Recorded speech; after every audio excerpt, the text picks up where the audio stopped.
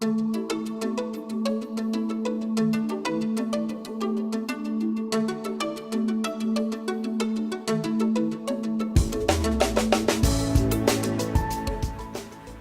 we have with us an organization that serves the Sequoia Union High School District in addition to many others. Our presenters are Abi Karlin-Resnick, who is the Executive Director at Health Connected, and Vanessa Kellam, who is the Parent Engagement Coordinator. I am delighted that they're here. For one thing, as I tell people, I know they won't get lost. Their offices are literally on the other side of the district building, so very happy to have you here today. Health Connected is a 501c3 nonprofit organization based in Redwood City. They serve over 5,000 students and their families in San Mateo County each year through comprehensive sexual education programs.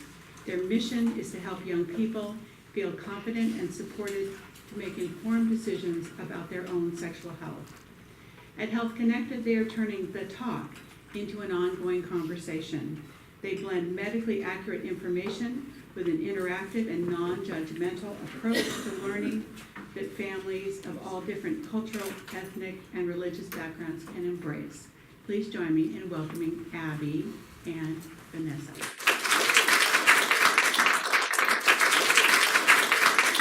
I've been with the organization for about 4 years. I am also a parent. I have an 8th grader in the Palo Alto School District and a 2nd grader, so I am right in the heart of dealing with adolescents and having these conversations and experimenting and figuring out how to engage in these conversations with my young person, and also helping him to navigate some of these decisions and these conversations. Vanessa, do you want to talk a little bit about your background as well? Yeah, so I am a secondary teacher. I used to teach health and human development in Australia. We've been in the US now for a year, and my children go to school in the Fremont Unified School District across the bridge, and they're 12 and 15, so also right in the heart of it. So here's our agenda for today. We'll give you a little background on us as an organization. As Charlene mentioned, we're based here in district office space. It's actually a former maintenance shop, so it's very startup-y. Maybe a little Costco too. We'll give you a little background on us and our work in this community. We'll sort of set the stage for having some of these conversations, doing some reflection ourselves as parents, because we don't always have that opportunity to reflect ourselves on what are the messages we're hoping to impart. We'll go through an activity to help articulate our values. So you can see we have a sign over here, agree and disagree. That's for an exercise where you get to get up and actually vote with your feet and have some discussion among each other. We'll do some what we call crowdsourcing of solutions, some small group work to really help build a parent support network. This is often not a topic that we talk about with other parents. We talk about academics, we talk about sports teams, extracurricular activities. We want to give you an opportunity to also look to fellow parents for ways that they've addressed some of these challenges. We'll hopefully have some time to look and practice at how to answer tough questions from students using questions from our question box, our anonymous question box. And then we'll just leave you with some resources and give you some time to ask any questions, strategize any of those kinds of things, and also open it up to the group for other ideas as well. All right. Quick poll here. How many of you have a high school student? Raise your hand. Awesome. Middle school students? Awesome. Elementary school students? Okay, a couple. How many of you are parents here in the Sequoia Union High School District? Couple. Okay, how about farther north San Mateo County? Okay, couple. And how about Santa Clara County, Palo Alto to San Jose kind of area? Okay, a couple. Awesome. Wow, we have quite a spread here. Thank you all for coming. Some of you came from quite a far distance, which I really appreciate. Okay, so this is us. Our mission, as Charlene said, is to help young people feel confident and supported to make informed decisions about their own sexual health. I'd like to pull out a couple of statements here. Confident, we want to help young people build the skills to be able to navigate very complex social situations as they get older, not just in their teens, but as they grow into adults. And also help them feel seated in their own voice. An important part of that is learning how to talk about their own values, and we look to you as parents to really work with your kids to talk about that. And then supported. We want to help make sure that young people are feeling supported among their peers to make informed decisions, with their parents, that they have a support system at home with trusted adults, and with other adults in their lives as well. And then informed decisions. We want to make sure that we're giving them accurate information to be able to make decisions, again, not just during adolescence, but for their life. So this is us. This is actually updated a bit. In fact, I realized we probably have to update our website where Charlene got her information about us. We will actually teach about 12,000 kids this year between San Jose and San Francisco. Over the last 20 years, 22 years now, since we were established as a nonprofit, we've taught about 75,000 5th through 12th graders, primarily here in the Bay Area, but even a little bit into Southern California. We've trained actually now about 1,000 teachers across the state and even out into Texas, of all places. And over the course of the 22 years that we've been working as a nonprofit in this community, have developed a series of 5 sexual health curricula. So Puberty Talk, Teen Talk Middle School, Teen Talk High School, and Teen Talk High School Refresher, and our newest curriculum, which is Teen Talk Adapted for All Abilities, designed for students with special needs, will come out in just the next couple of months. We're very excited about that. Okay, so why is this important? You all came here for a reason. I want to sort of start with a little bit of data. So what's interesting is typically parents will feel like, I really want it. It's important to me that I talk to my kids about this, but I don't actually think that they value what I have to say about this, or they don't want to talk to me about this. It's super awkward. I don't know about this. In fact, 76% of teens say that it would be easier to delay sex or take protective measures if they have open conversations with their parents. So that's from a public opinion poll. Just from a couple of years ago, this has been replicated. This percentage has been replicated over several years. Kind of fascinating. Teens are actually saying, no, I can make better decisions when I have open conversations with my parents. When you take that in contrast with another study, which showed that less than half of parents actually feel comfortable having open conversations with their parents, probably not as much of a surprise, but you kind of realize, wow, for us, if we're not supporting you as parents and trusted adults, then we're also not supporting young people to be able to make positive decisions for their sexual health for their lifetimes. So the way we think about this is sort of a partnership. Oftentimes I think sex ed can be seen as sort of an antagonistic relationship, that either schools should be providing this or parents should be providing this information, but they can't, they're mutually exclusive. You can't do both. For us, we actually really see them having different relationships when it comes to sexual health education, and we really see them as complementary pieces of sex ed. So for schools, for example, when we're presenting in schools, we can provide medically accurate information to lots of students at one time based on public health research. Right?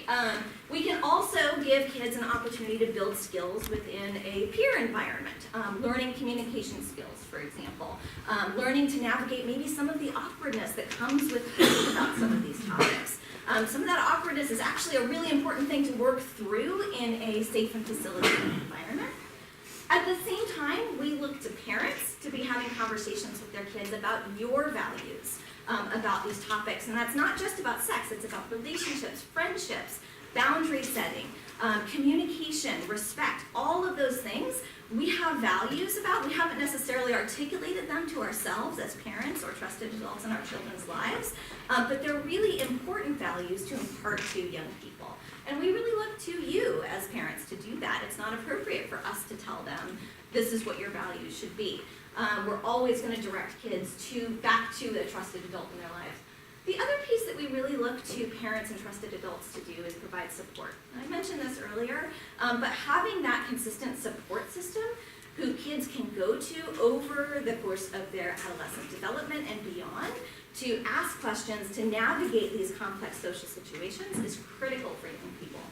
And we always really look, what all of this comes back to is how do we support that young person? Our little kid with the school bag, which of course all kids walk around with a little school bag. But it's all about how can we all work together to help young people make positive decisions for themselves based on their own personal experiences, their values that are imparted from their families, from their cultures, their religions, their family, from their culture, from their community, everything. So we want to spend a little time just thinking for a few minutes about your own values. So let's think about this first question here. Think for a second about your own family's values, the beliefs and ideals that impact your attitudes and actions. So think for a second, where did those come from? They come from your culture, from your religion, from your own parents, or from messages that you didn't get from your parents? Just think for a second. Anyone want to share your thoughts on that? Or the second question. Maybe think about a time when your experience was out of alignment with your values. That can oftentimes be a way to highlight, oh, actually, this was really important. And how did that feel? Anyone want to share a time when you realize, and it doesn't have to be about sex, it can be about anything. Yeah.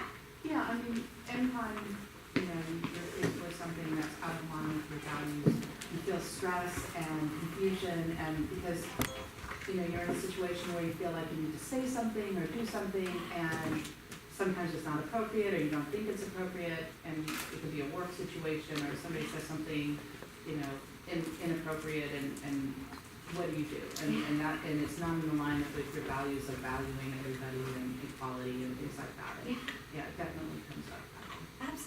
Absolutely. And some of that, just you can tell from the discomfort, right? There's some sort of internal discomfort that triggers you to say, there's something here that's not connected with my own personal value set.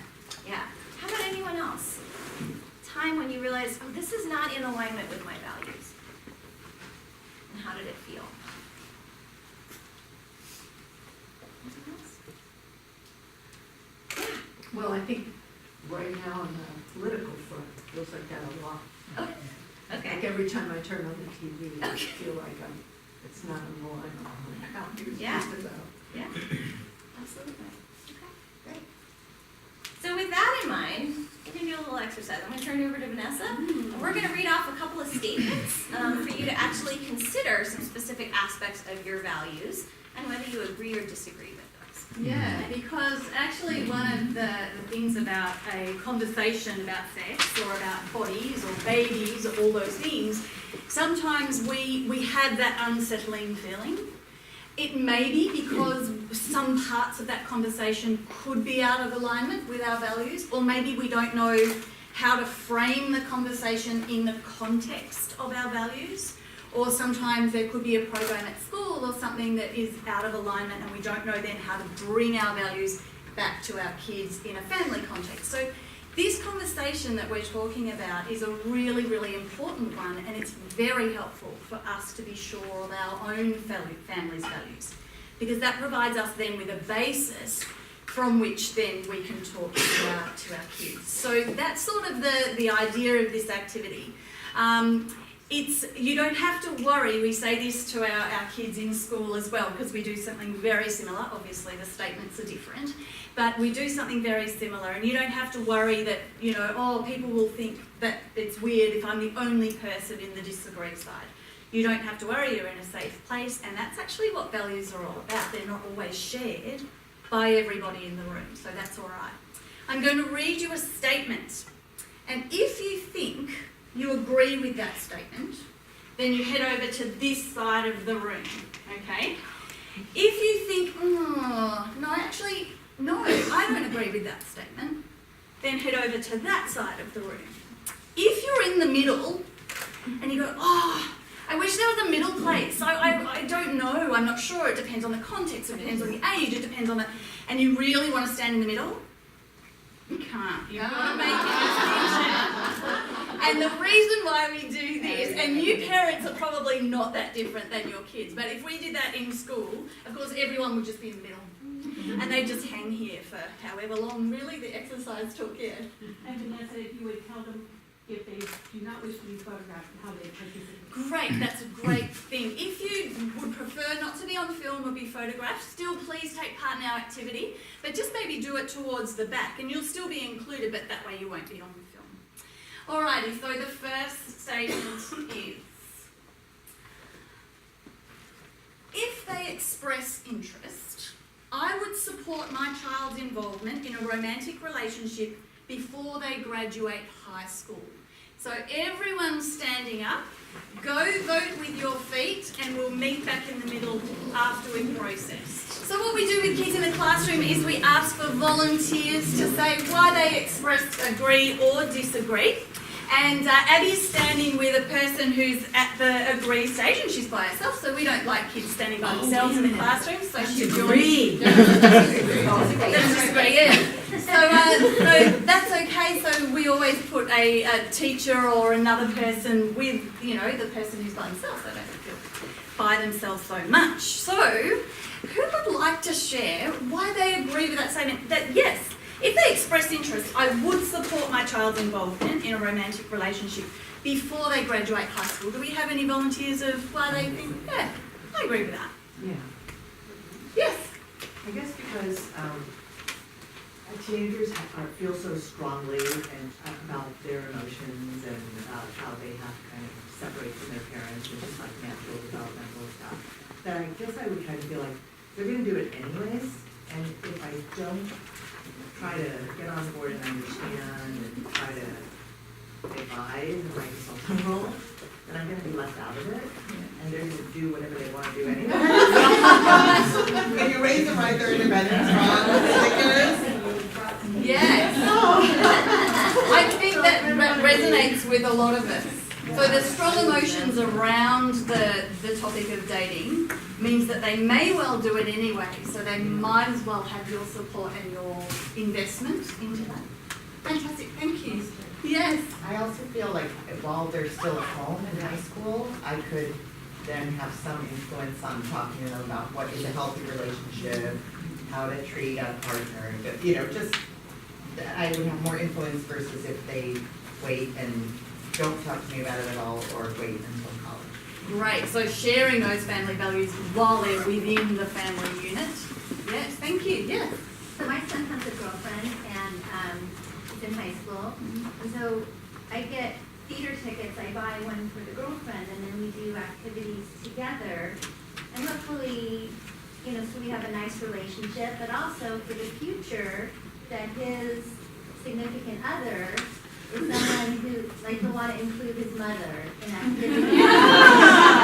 That's just a normal part that we do fun things together, or that I can treat and do this, get the nice theater tickets and we can have activities and get to know one another. Fantastic. So you've got a lovely gentle strategy going on that hopefully is going to involve you in your son and his partner's lives for times to come. Yeah, man, good thinking. And future planning. Yeah. Nice one. Anybody else? Okay, fantastic. Actually, really quick, I just want to, Linda actually modeled a wonderful behavior of you can always change sides, you can change your mind. Absolutely. Somebody else says, we just tell students that. It's actually really hard to change your mind, especially as adults, to have your opinion swayed by nuanced conversations. Is a really valuable experience for us as adults, but it's also important to reinforce both to be solid in your own beliefs, but also recognize that as you hear new beliefs and ideas, it's also important to be able to think about, can I change my mind about it? Yes, thank you.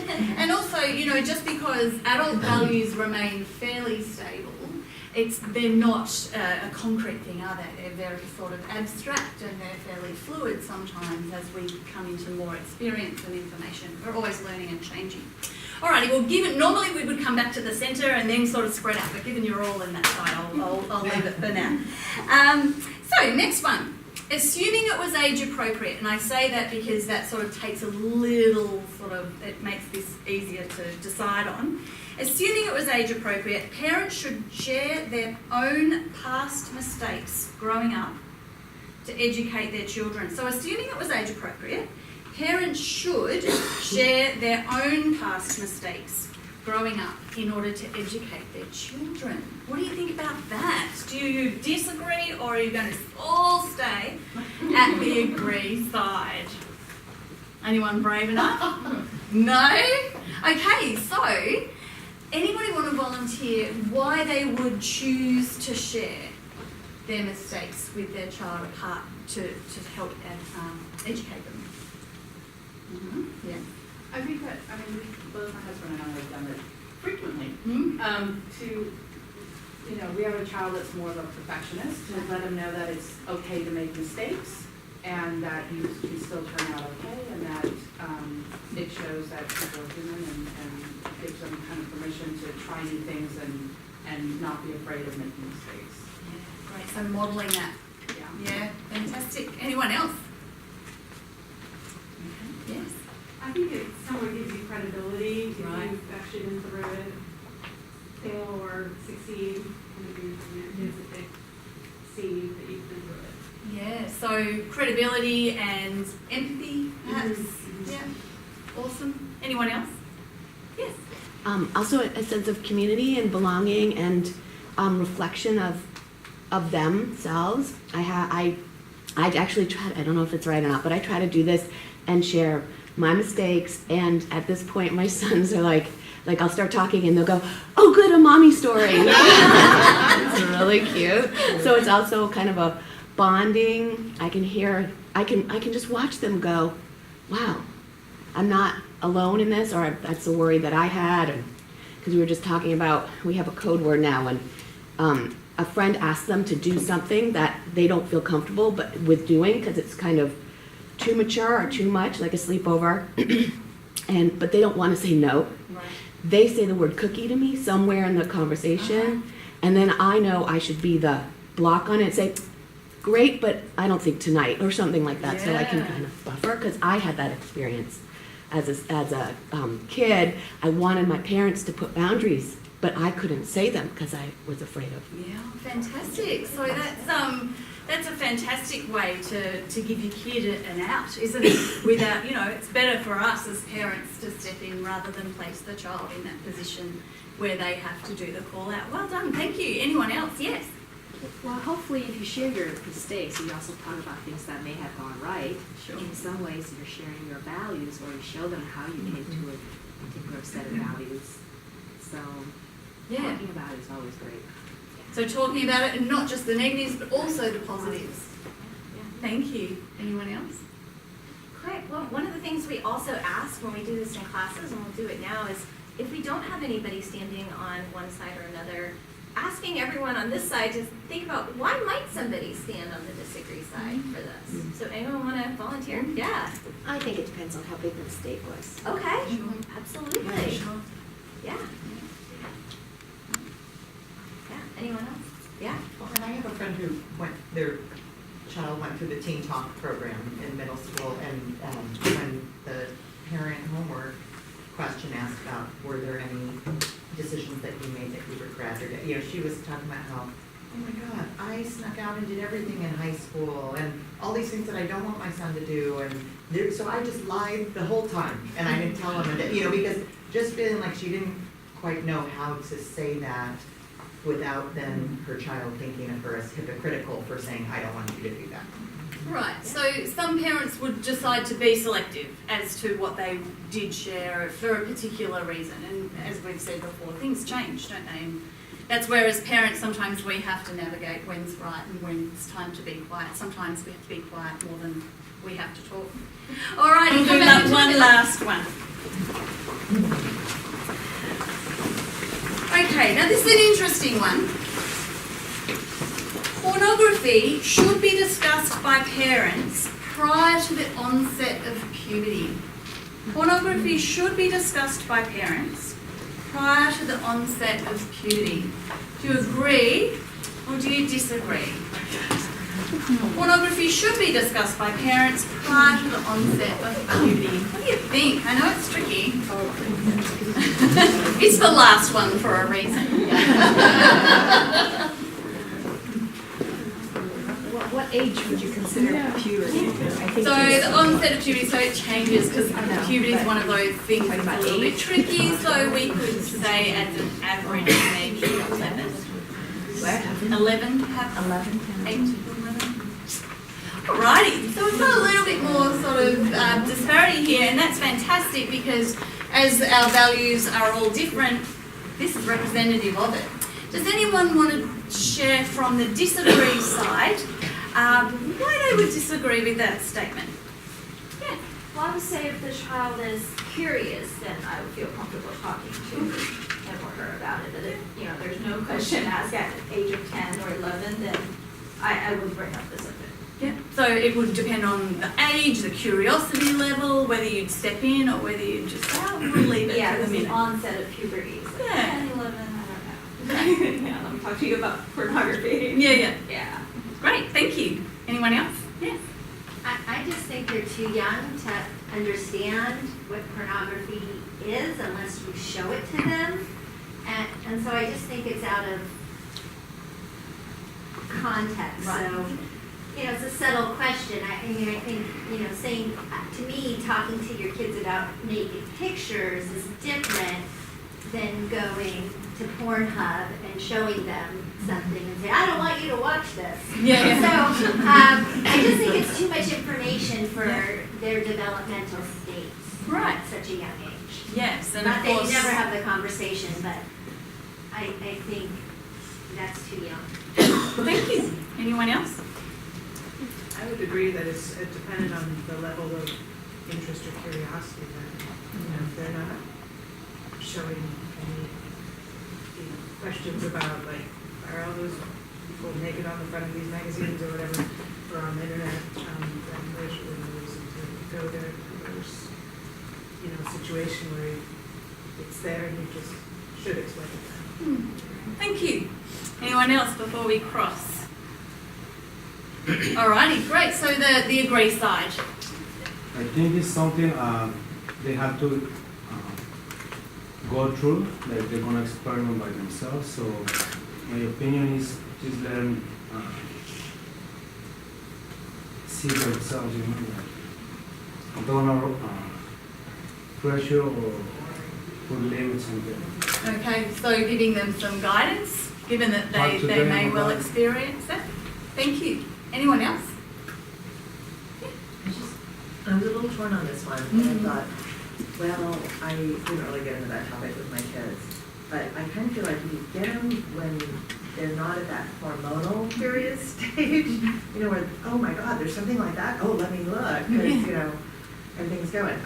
But I think if you get them a little bit early and you say, hey, you know, we need to have this discussion because there are things out there, pictures of, you know, naked people, and sometimes, you know, it's not in a good way, it's not in a loving way, it's just out there. And once you see this stuff, you may never be able to get these images out of your mind. And I've kind of approached it kind of with horror movies or things that are just really, you know, awful. My daughter has come to me and said, oh, I wanted to see this movie with friends. Her mom says it's okay. And I kind of use that line, you know, kind of like, well, I know what this is about, and I kind of don't want you to have that image in your mind because I still want you to have childhood, and I don't want you, you know, to ruin that. So I've approached it in that direction, but I think having a more specific talk about, you know, these things out there before they're kind of, so mentally when they are going through puberty, maybe they'll be better equipped to handle it. Yeah. Thank you. That's kind of why I swayed to this. Yeah. I was really torn. Yeah, no, it is a very Well, I tricky didn't want to have one. that conversation myself. Yeah, it's a tricky one. Yes. I think my issue in terms of waiting for their level of interest, to see what their level of interest is feeling like they wouldn't tell me that they were seeing porn or interested in seeing porn, you know, and I just feel like from everything I've read of how much kids are exposed, even sometimes just accidentally, you know, they're doing some internet search on something and then there's some link for something else and they're like, what is this thing about penis size? And then it switches to a porn site and, you know. Yeah. So just kind of, right, having that conversation of saying, there's a lot of this out here and I just want you to know how this isn't representative or, you know, this isn't showing healthy relationships and, you know, just bringing it up. Yeah, sure. So for example, I was recently searching for images for one of the websites for one of my parent ed events, and I Googled teen girls. That turned out to be really surprising. I was shocked that something so innocuous Yeah. could bring you to stuff that was so scary. Yeah. Google images.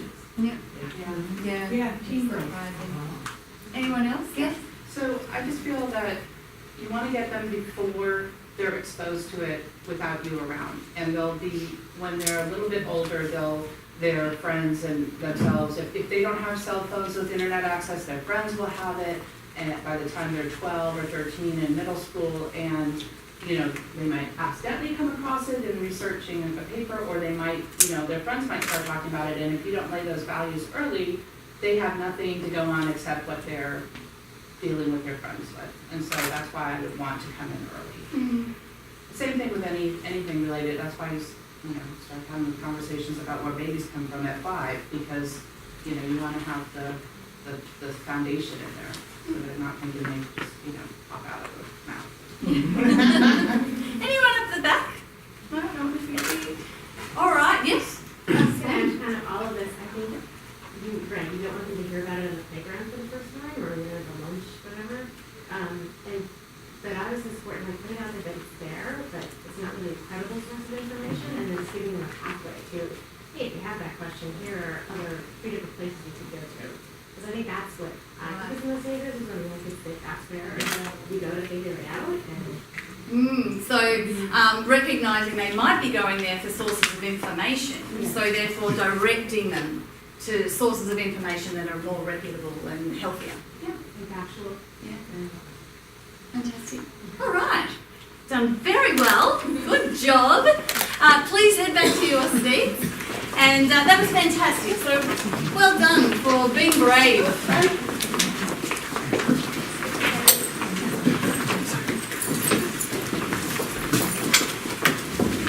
So by way of processing that, it is important that we do clarify our own values. And part of that too is recognising the place that we've come from.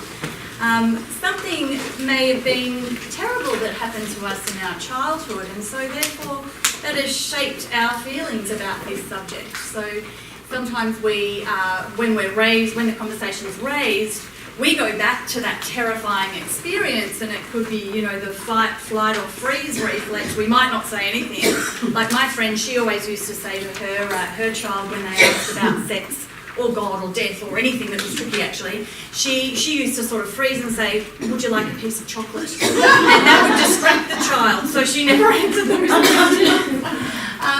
But yeah, and some people might sort of then pick a bit of a fight because the distraction of the fight prevents them from trying to enter into the conversation. So we need to sort of clarify our values in the context of recognising where you've come from, and there might be work to do with ourselves prior to the conversation being had with our own kids.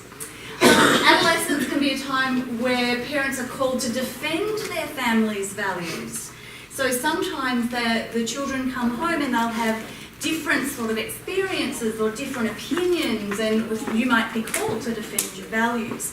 But at the same time, recognising that as your child grows and individualises, they are going to probably diverge from your values as well. So it's great to recognise that and not to have a big shock and think, oh my goodness, I really thought I was raising a mini-me and now look at you. It's good to know that they're actually going to start sort of exploring different opinions and experiences.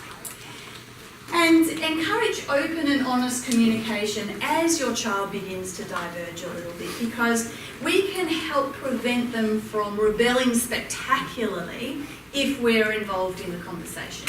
If we're very, very rigid, and if we don't listen to their point of view and we don't spend time talking, then that gives a child cause to rebel. And if we're so rigid that we can't talk and think and wonder and be curious with our child, then it sets them up to rebel in a huge way, rather than maybe just go a little bit in a different direction than their parents. So that's us. We have to sort out what is it that are our values. Do I have some work to do before I talk about this topic because I find it frightening, or I find it uncomfortable, or I'm not quite sure where it sits with my values? This is where the kids come in. These are actual questions from our students, and sometimes as parents we think, no, my kid's not there yet. No way would they be interested in the average size of a penis or whatever. I mean, that's just not on their radar. But interestingly, often they don't tell us what's on their radar. But in an anonymous question box in schools, this is where we hear what kids actually want to know. So it's a great tool for us as parents to be able to use these questions. So is there an appropriate way to ask someone out? Example, so a relational sort of question. How do you end a relationship? Because one's beginning, one's ending. Why are people homophobic? Where can we get birth control? So these are the things that we do talk about in schools, but also these are the things that are on kids' minds, and we can be talking about them at home. Is it true that girls hit puberty when they're 8? Is it normal? When you go to the bathroom, you see a yellowish, whitish thing on your underwear? Don't tell anyone. It's very gorgeous. They're all anonymous, of course, and the questions are written so that they're shared, but don't tell anyone. What happens if the penis breaks? Why do we have pubic hair? Why do males have erections? We're very clear there, so we don't muck it up as adults. We don't get it. And this is a personal favourite. I find it annoying how medical people and society assumes, or has to assume, that all teens have sex or is doing bad things behind adults' back.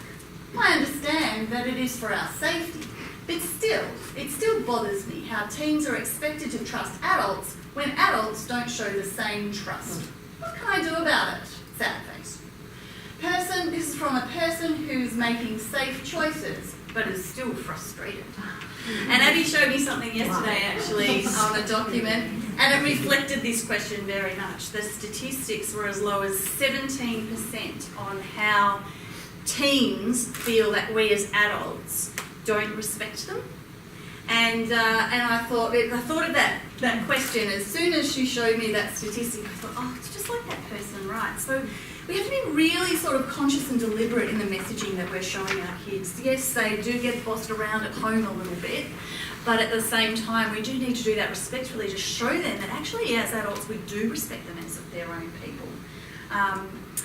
But there are certain family lines that we have to toe at the same time. So this is what students want to know. Good.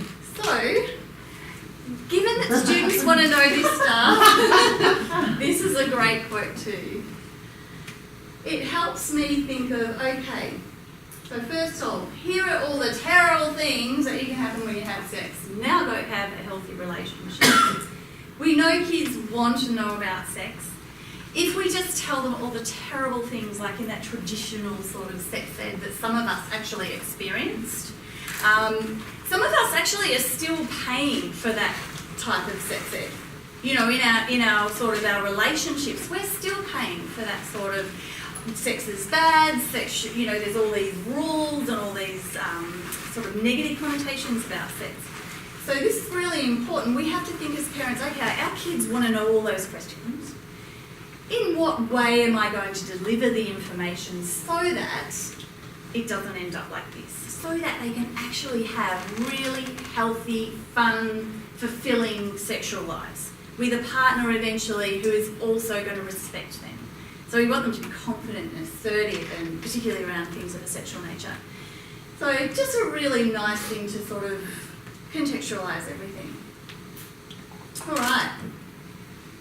So, given all of what kids want to know, given our values, and we all are here for a reason. We all want to talk about sex and relationships and bodies and babies with our kids. That's why we're here. So given that you're here, how do we then become what we call the askable adult?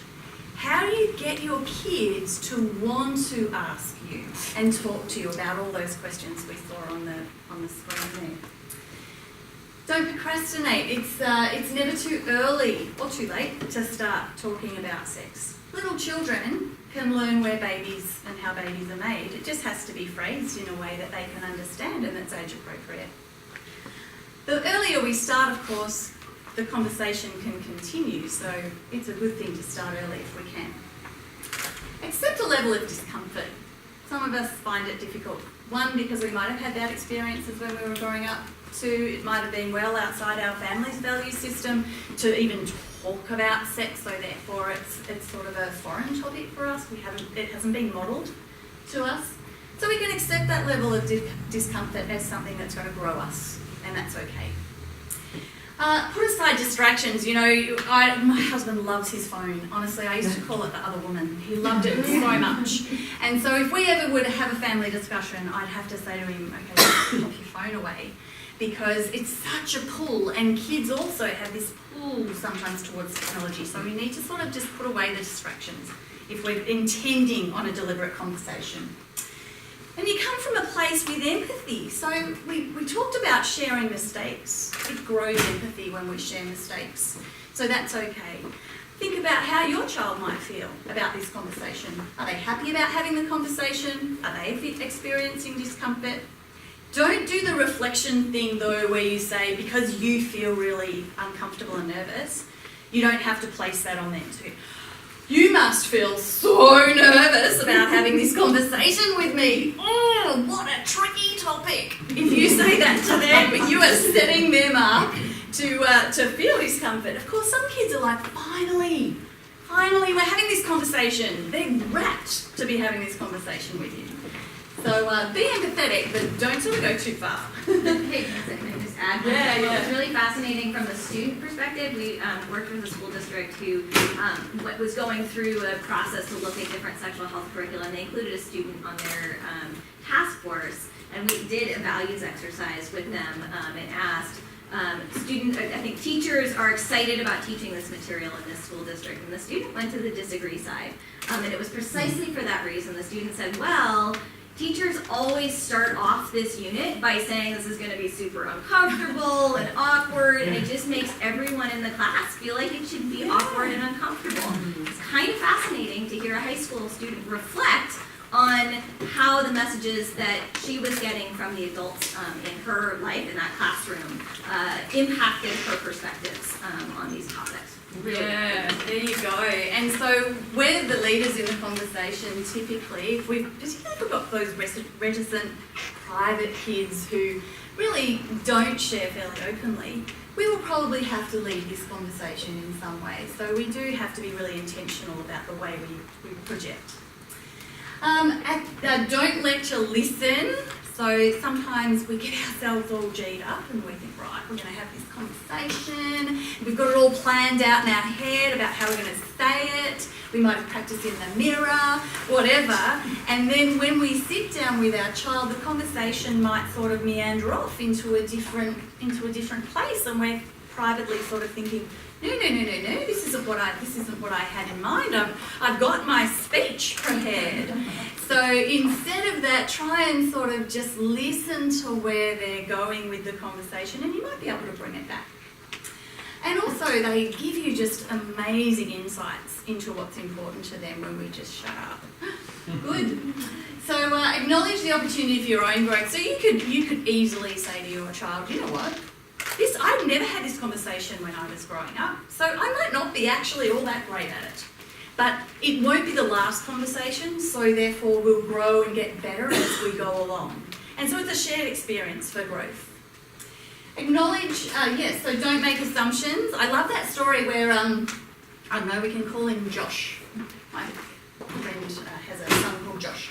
And Josh is out playing with his mates outside, and he comes running in, and Grandma's there, and he says, Grandma, what is it when two people are in the bedroom and they're sort of, one's here and one's here? And the grandma thinks, ooh, okay, all right. And she gears up and she says, well, Josh, that's called sexual intercourse. And then Josh says, okay, and he races off. And then later on he comes back inside and he says, Grandma, it's not called sexual intercourse, it's called bunk beds. And Jimmy's mum wants to talk to you. We make these assumptions, don't we? We think if they're asking about sex, they want to go and have sex. If they're asking about marijuana, they want to go and smoke it. If they're asking about sort of the alcohol level in the wine, then they want to go and drink it. It's just not the case. They're just curious. They're kids. So we can't make assumptions all the time. And be aware of those unintentional messages that we send with our body language. My friend asking her children if they want chocolate every time there was a big question. She's actually saying it's not okay with me that you talk about these big deal things. I'm uncomfortable and I'm going to deflect every time. So she doesn't mean that. If you said that to her, she'd say, no, that's not what I meant. But actually, kids are smart. Kids are onto us. So the last one, and we need to be brief. We need to say little short snippets rather than massive lectures. We need to use little pieces of television or little pieces of movies or lyrics or conversations they've had at school or just little snippets. Get our piece in and then move out. Retreat. Because if we say too much, they just switch off. And it also tells them, don't ask mum that. Don't go ask dad that. I'll give you a lecture. You'll be there for half an hour. So they sort of just don't want to then engage you. So if we can do all of those things, and some of them are a big ask, then we come closer to being askable and approachable so that we can have conversations that are very sort of natural rather than the big sit down with a cup of tea and a foolscap piece of paper so we can take notes. We don't really want those conversations. We want them just to be integrated into normal family life. Okay, so now it's time to crowdsource. And this is just a conversation. It's one of those things that we're trying to get parents talking with parents and you could see from just our values activity, people have wonderful things to say. There's a lot of experience in this room. Some of you have got loads of children. Some of you have got, one. Some of you have got them spread right through elementary into high school. So there's a lot of experience in this room, and we're just going to ask you to do a couple of scenarios. And there's probably 4 or 5 on the sheet. We probably won't get through those, do you think? We might just do a couple? Yeah. So what we're doing, sometimes we have tables in the room, but this time not so much. We're just going to get people to sort of switch their chairs around. So for example, this group would come together and into this section, just turn your chairs into a circle. And then I'll hand out the scenarios. And you guys could just sort of into a circle there. Same with you guys. Pick up the stragglers if there's someone by themselves. Invite them in, and we'll get sorted.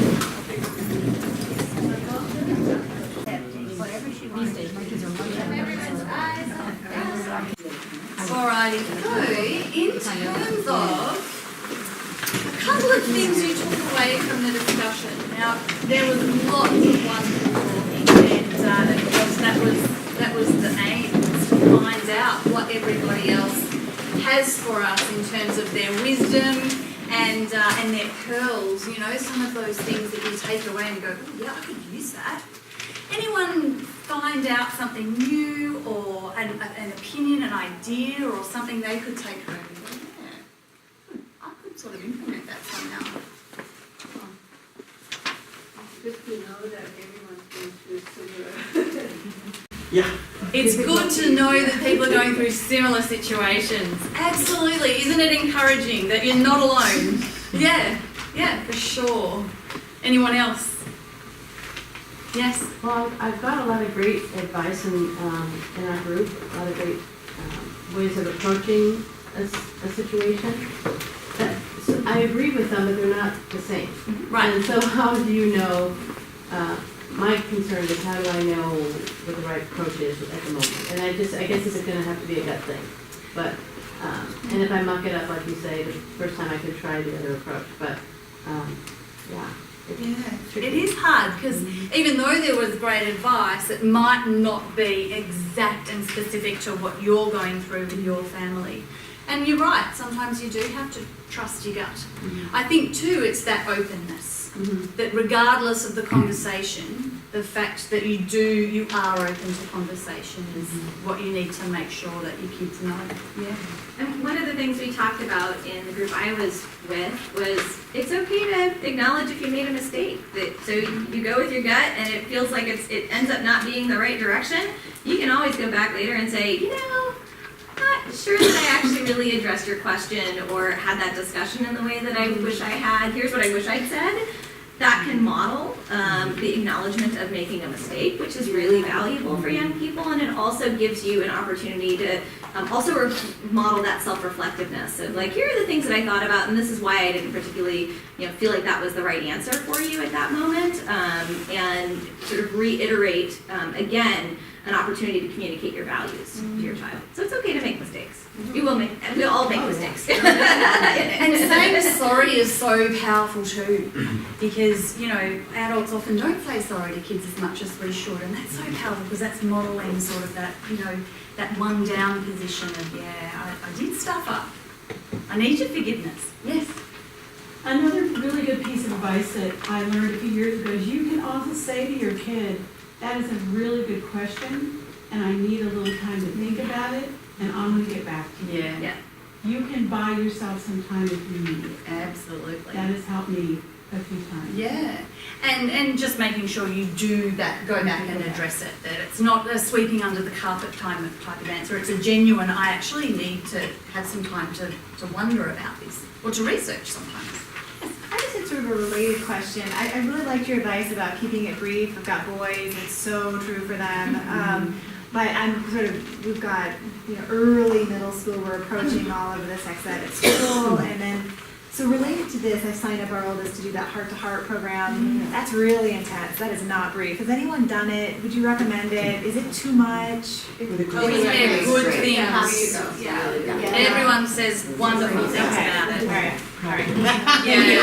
I've not heard one person say that. Okay. I'm thinking of these what is it, hour and a half long sessions with our 11-year-old just glazing over. No, it's but- funny, and the peers will be there, and ideally, I think, like, boys go with their dads, Right, and girls go with their right. moms, right?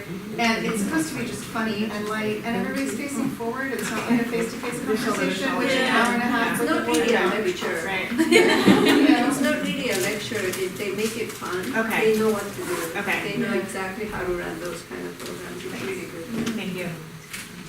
So anyone else before we close? Yes? Just a quick question. If you have a husband who is absolutely not willing to broach any serious topics, is it okay for like a mother to have a conversation with the son Yeah. rather than not Absolutely. having any conversations at all? Oh, so much so. Yes. I- And there's I sole totally parents agree with around that. too Well, right. who, so absolutely. I think it's really important for people of the opposite genders to be speaking to their children because it shows them that it's not something secret to keep away from their partners in the future. They need to have open conversations across gender lines. And ideally there'd be both. Ideally there'd be that openness with both adults. But again, we're different in our partnerships as well. So we have to respect that. Some people have those boundaries real close about conversations that make them uncomfortable. And I wait till I trap them in the car and. can't go anywhere. So my boys hear a lot, Strategy. but anyway, it's appropriate. Yes. I think if they take your Health Connected program, like the kids do, they get all kinds of they're mixed up, and they talk about sex very openly in those classrooms. So they're used to talking to their boys, they're used to talking to girls. I saw them sitting at tables together, and they didn't look embarrassed at all. And the topics were I was embarrassed. Hey, we're not. They do a good job together. Yeah. That's true. Yes. I had a question along those lines. If you have a kid who is sort of shut down, like they have the heart-to-heart and the sex ed at school, they just like, oh, do you have any questions? Yeah. We had someone in our group give a lovely piece of advice about using parallel experiences. So not necessarily the exact experience that is going on in their life that you would really like to specifically talk about, but use something that's like it or the experience of somebody else, or channel it through a TV program or something else to segue into that conversation, but not specifically targeting that kid because they'll shut down even more. So I thought that was a really lovely piece of advice where, you're just sort of having this conversation and they don't, what you're doing, so you're being strategic, but they're it's very casual and it's very easy as opposed to them feeling like, oh, now I'm under the microscope. It's hard to say exactly how to do that depending on the situation, but I use TV quite a bit. Actually, I watch it with my kids. Now, we're going to do a question box activity, but what we might do instead is perhaps either have questions from the floor from you guys to Abby or to myself, and might leave that for now. I don't think, because we had a look at some of those questions about what kids like. And if people would like to look at the question box, because they've got a little bit of time after the session, just to see some real ones, I'll stand by that, and then maybe you could say, how would you answer this in a classroom, or how would you answer that at home, and then we can have that discussion. And I want to be respectful of those of you who may need to leave at 11:30, which is kind of our end point. Yeah. So feel free. We do ask, we would love it if you would fill out our very short surveys, one for the Parent Education Series. Health Connected has their own survey. This really helps us with future planning and with our grant funding and all that, so thank you. Good. All right. So that's just something else just to keep in mind before we leave. And it's really just reiterating what we've talked about already. And the evaluation. Oh, these are just some resources. You might just leave them. So we'll open it up for questions, but these are some great resources for you. We've also put a ton of resources on the back table, including some of those tips for how to answer questions, how to start conversations. All of those are included on materials. That pretty rainbow graphic that you saw, that is actually really handout that's on the back. On the back table, those are just some suggestions for ages when you might start to talk about these different topics with your kids. And so that's just sort of for your consideration. But we'd love to open it up for additional questions. What are questions that you've gotten from your teams that you're like, I was really stuck on that one. I would love some ideas from the group, or we can also add in our thoughts on that, but other questions too of how to handle situations. Thank you to Abby and Vanessa for